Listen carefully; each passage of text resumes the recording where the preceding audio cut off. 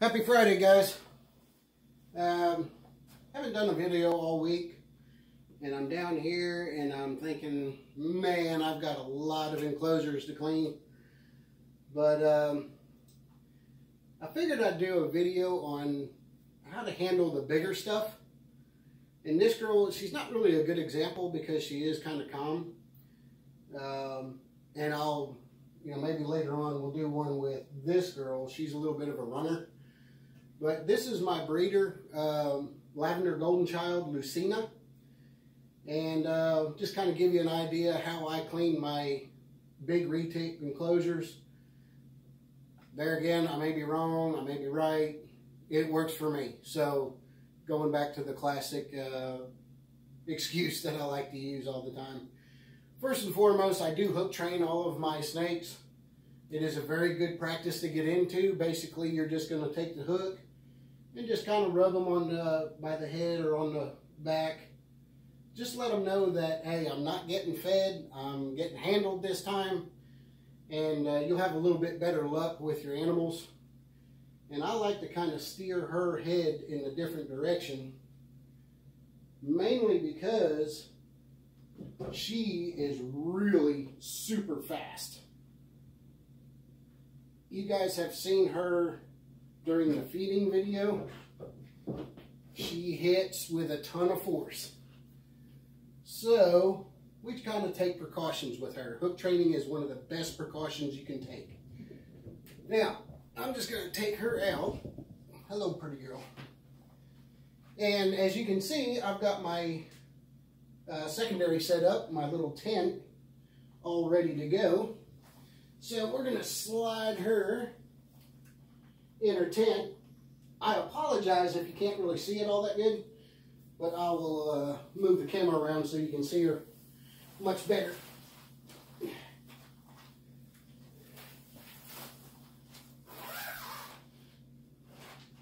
biggest thing is when you take them out, get in some kind of habit to let them know that it's not feeding time, that it is handling time, and you'll be much better off. Let me show you what we got her in. Just a little mesh tent, and she can roam around there freely. You don't have to worry about her getting up onto something she's not supposed to, or getting behind something or under something. Just keeps them contained.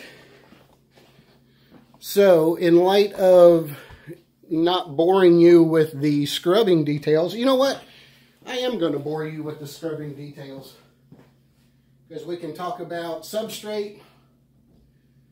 We can talk about the cleaning supplies that I use.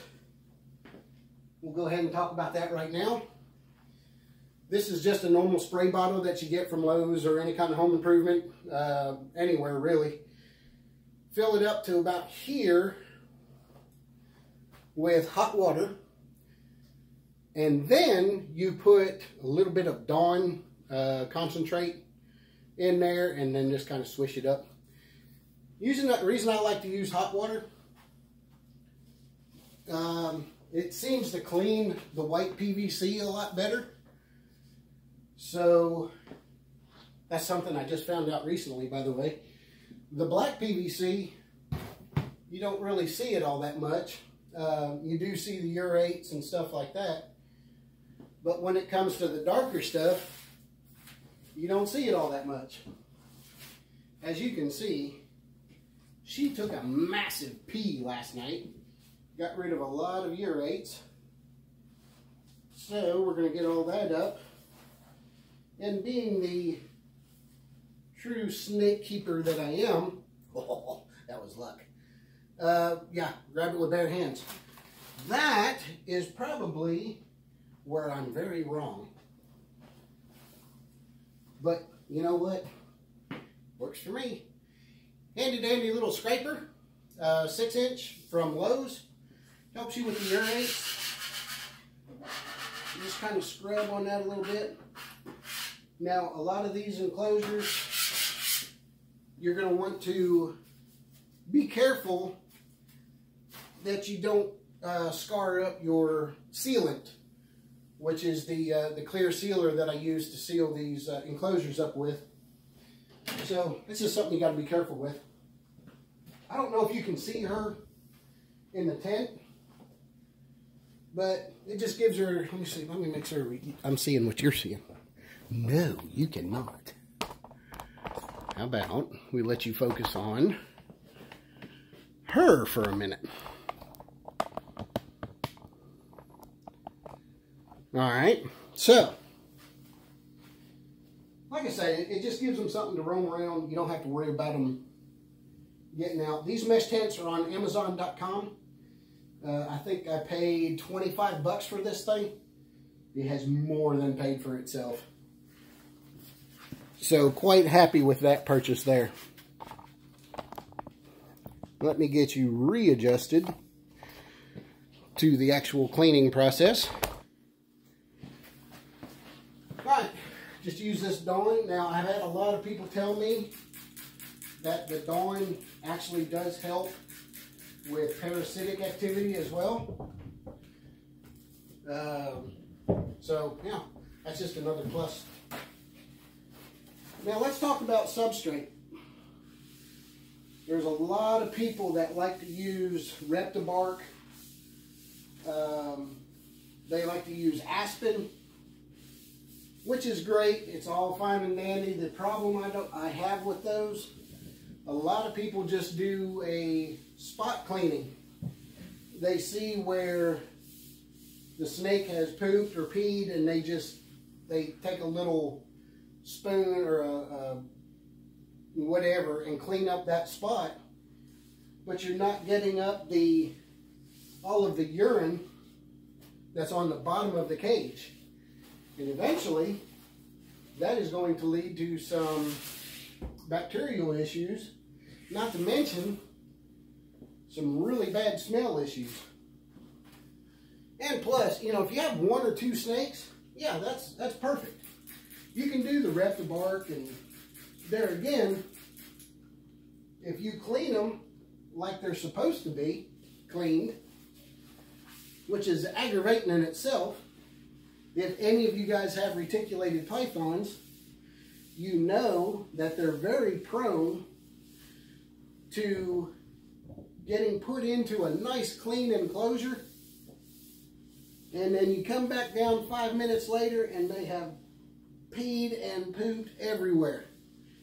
So if you're using Reptibark or aspen, that will get costly.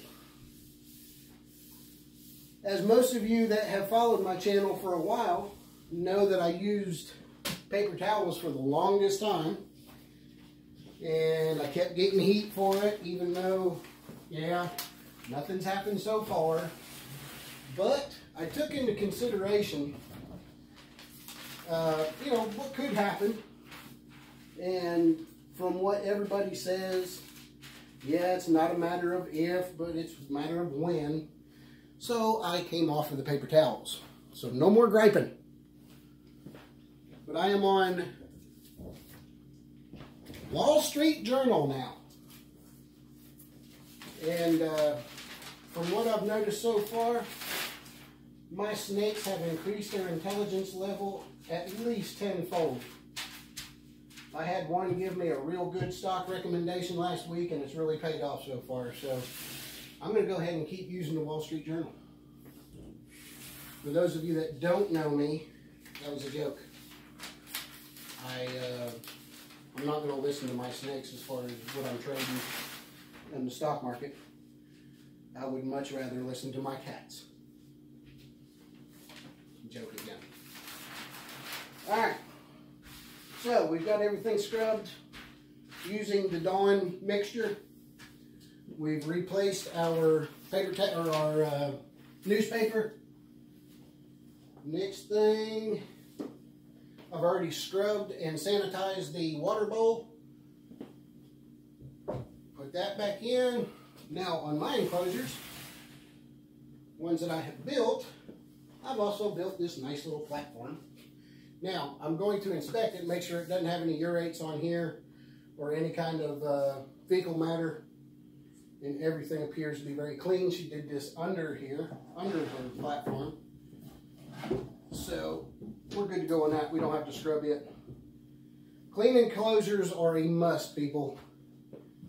Don't put it off. If you see where they have peed or pooped, go ahead and clean them out. I know most of the time it's not the right time or whatever, but I'm actually supposed to be to work right now, but I had some that peed this morning, so here I am. I'm not going to let my reptiles sit and piss and shit. But anyway, getting back to the substrate, the Aspen, the Reptibark, all of those other things at Pet Depot or PetSmart or whatever, you got to watch your bacteria growth in it.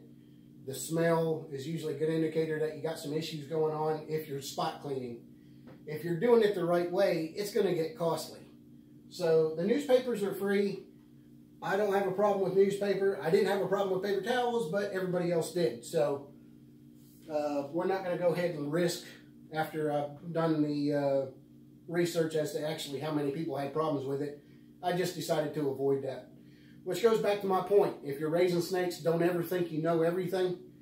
Always keep yourself open to new and improved either methods of doing something or different ways of doing things. So always keep an open mind on that. Now's the fun part. We're going to go ahead and get her back in. So what I like to do is keep a little bit of space here. I don't want to put her in here because she's going to mess her platform up. So either over top and let her go that way, or put her head in and let her go that way. Doesn't always work like that, but we're going to try it. Let me do a spanned out view here. That way you can get an idea. That should be good. All right, Lucina, let's go, big girl. It doesn't hurt to do the hook thing again here. I'm not opposed to it, but with her, unless she proves me wrong right here, she's typically really good. And she's going to be good again. All right, let's get you into your nice, clean spot. All right, again, try to make her to where she goes over the top. You have to go in, sweetheart. And goes, there we go, that way. And she did a phenomenal job just now. You just keep feeding her in. No. Close the door. And don't forget to put the lock on it. Relatively painless. Always a lot of fun to work with her. I really enjoy that snake. I'm going to go ahead and give her this year off on the breeding to let her recover very well. She's actually done really good on putting her weight back on. And she's her old Lucina self again. So, I've got a whole bunch more of enclosures to clean. Kind of gives you an idea on how to work with your bigger snakes. Again, we got one that is a fantastic runner. And if I think about it, we'll do a video with her because she is totally different from what I just did. And if you have any questions, let me know. I appreciate you watching. Sorry it took me so long to get another video up. And have a great weekend. Please be safe. No drinking and driving. Better yet, don't drink at all. It's no fun anyway. That's what they tell me. But have a great weekend. Thanks for watching. Hit like and subscribe. Share the video if you want. But we'll see you very shortly with a new video. Peace out.